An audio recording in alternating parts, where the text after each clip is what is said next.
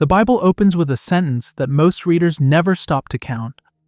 In Hebrew, Genesis 1:1 is 7 words long, not 6, not 8, 7.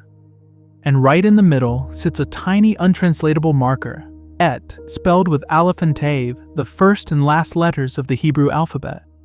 The Bible starts with 7 because 7 is not a random biblical number. It is one of the deepest structural signals in the whole story. And wherever 7 appears, the same idea keeps surfacing. Fullness, oath, completion, a work brought to its intended end. This is not numerology, it is biblical architecture. The Hebrew word for 7 is Shiva, and the same Hebrew consonants also sit behind the verb for swearing an oath. In biblical Hebrew, to swear and to 7 are conceptually tangled together. That means 7 is not only about counting, it is about binding, about a promise locked in. The first place the Bible makes this connection explicit is Beersheba. In Genesis 21, Abraham sets apart 7 ewe lambs as witness to a treaty at a well.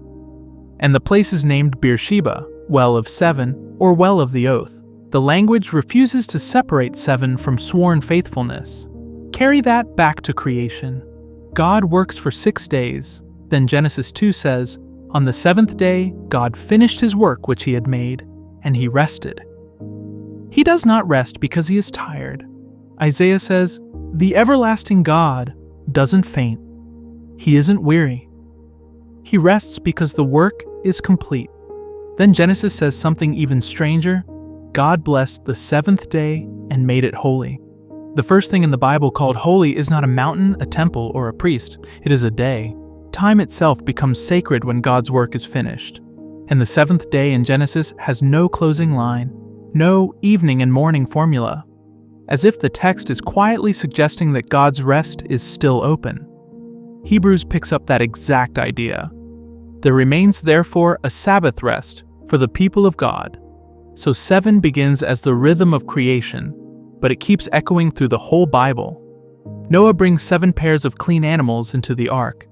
After the flood, he waits 7 days, then 7 more, as the world is reset. Creation is being remade, and the remaking moves to a 7-beat rhythm. Jacob serves 7 years for Rachel, then 7 more. And when he finally reconciles with Esau, he bows 7 times before him. 7 marks the moment where brokenness reaches resolution. Joseph reads Pharaoh's dream in 7s. 7 fat cows, 7 thin cows, 7 full ears, 7 empty ears. An entire empire's future turns on a pattern of 7. And in Matthew 1, Jesus' genealogy is explicitly arranged in 3 sets of 14 generations. Double 7, 3 times over.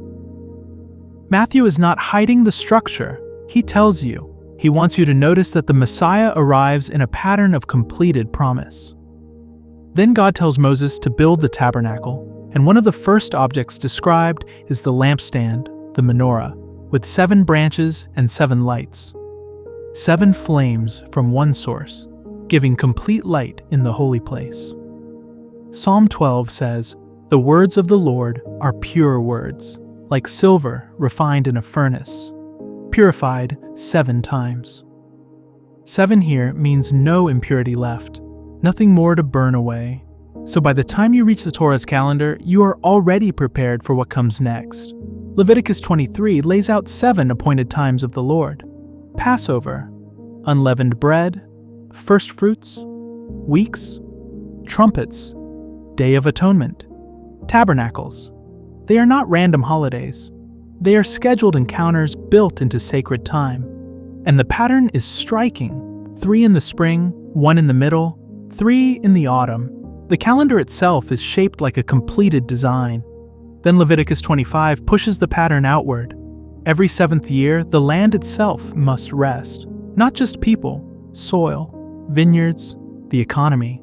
The land belongs to God and must breathe. And then comes the great expansion.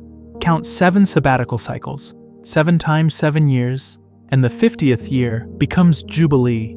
Debts canceled, slaves freed, land returned. What was broken gets reset. Jubilee is 7 times 7 blooming into restoration. And when Jesus stands in Nazareth and reads Isaiah 61 to proclaim the year of the Lord's favor, many hear Jubilee reverberating in the background. In other words, the Messiah steps into history announcing the Great Reset. Now step into Joshua 6, because here the sevens stop whispering and start shouting. Israel crosses the Jordan and meets its first fortified city, Jericho. And God gives Joshua a battle plan no general would ever invent. March around the city once a day for 6 days. 7 priests, 7 trumpets, the ark in the middle. Then on the 7th day, circle the city 7 times. After the 7th circuit, the trumpets sound, the people shout, and the walls fall. The story is drenched in sevens because this is not really a military strategy. It is a liturgy of completion. God told Joshua before the march even started, "See, I have given Jericho into your hand." The victory is declared before the first step is taken. 7 here means the process by which Israel learns to walk inside, a promise already spoken.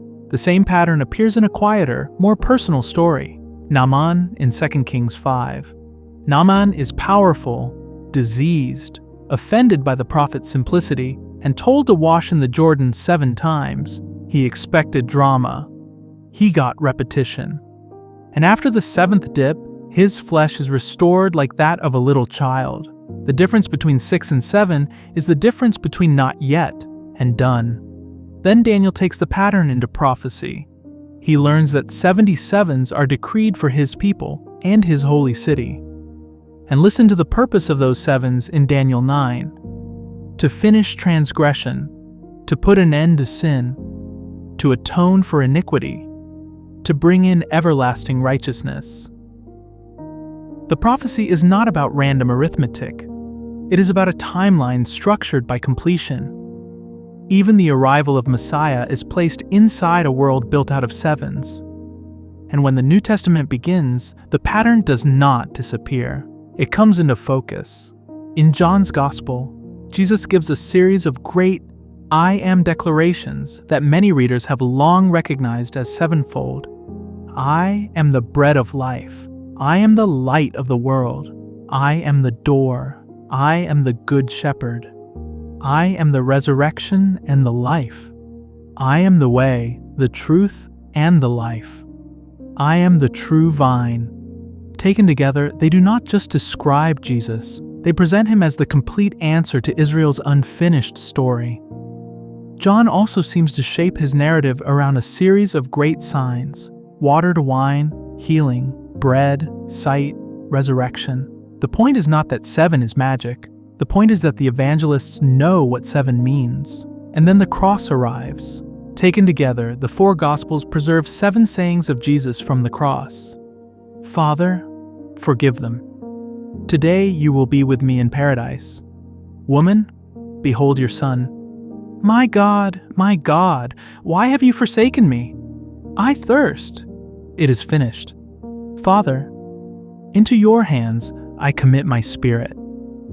And that 6th word, it is finished, is not the language of defeat. It is the language of completed mission. Then Jesus rests in the tomb on the 7th day of the week. Creation's rhythm and redemption's rhythm meet in the same pattern: work completed, then rest. The Bible began with a sanctified 7th day. The gospel story gives you a sanctified 7th day with the Redeemer resting inside it. Then Jesus speaks about forgiveness, and once again 7 rises to the surface. Peter asks, Lord, how often shall my brother sin against me and I forgive him? Up to 7 times? Jesus answers, I don't tell you until 7 times, but until 70 times 7.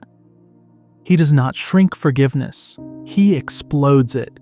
The same numerical grammar that structures covenant promise now structures mercy between human beings. And then Revelation takes the number 7 and builds an entire apocalypse out of it. 7 churches, 7 lampstands, 7 seals, 7 trumpets, 7 bowls. The 7s in Revelation are not random repetitions. They are waves moving history toward its final completion. When John addresses 7 churches, he is not pretending there were only 7. He is presenting a complete portrait of the church. When 7 seals open and 7 trumpets sound, history is being unveiled as a complete, ordered movement under God's rule. And when the final vision arrives, a voice from the throne says, "It is done." The same God who said, "It is finished," at the cross, says over the whole renewed creation, "It is done." From Genesis to Revelation, 7 keeps appearing whenever God brings a purpose to its intended end. So what is 7 doing in the Bible? It is telling you, again and again, that God keeps covenant and completes what He begins. That matters because most of us live in the 6th day feeling of life. The prayer is still unanswered. The wall is still standing. The Jordan still looks ordinary. The tomb still looks sealed. And Scripture's answer is not that completion is fake. It is that you may be standing one step before it. Naaman could have walked away after the 6th dip. Jericho still looked impossible on the 6th day. But the difference between 6 and 7 is the difference between not yet and fulfilled. And only God knows which step you are on. That is why the Bible does not use 7 to satisfy curiosity. It uses 7 to teach trust. He is the God who swore by Himself because there was no one greater to swear by. He is the God who built rest into time, mercy into law, and completion into the grammar of redemption. He is the God who does not start stories He does not intend to finish. So when 7 shows up in the Bible, do not treat it like a puzzle piece from a secret code. Treat it like a bell, a recurring signal, the text ringing out the same truth one more time. God finishes what He starts. And if you are standing in an unfinished chapter right now, the rhythm of Scripture is here to steady you. The 7th day is coming. The oath still stands. The work will be finished, because the God who began with 7 words will end with a world made new. And every 7th day that rolls back around is the language of time itself reminding you, He is faithful and He is not done yet.